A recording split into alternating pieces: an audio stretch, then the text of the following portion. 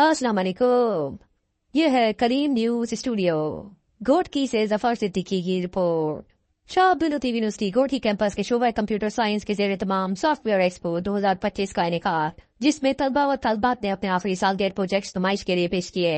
Software expo का इफ्तिताह doctor Shahid Ali मेहर in charge शोबा computer science ने किया। इस मौके पर मोहम्मद इमरान सिद्दीकी कोऑर्डिनेटर डॉक्टर अल्लाह बख्श सदाकत अली और दीगर ने एक्सपो में लगाए गए स्टॉल का दौरा किया। जदीद तरीन सॉफ्टवेयर एप्लीकेशन से लेकर पेचीदा एल्गोरिथम तक प्रोजेक्ट्स ने तलबा की लगन और सलाहियतों को उजागर किया।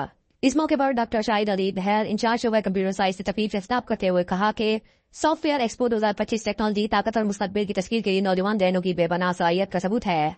इन्होंने यकीन दिलाया कि हम कैंपस के pro vice chancellor professor doctor Syed Maqsood Zia Shah की रहनुमाई में शोबा कंप्यूटर साइंस और कैंपस को तकनीकी तरक्की में नई बुलंदियों पर ले जाएंगे।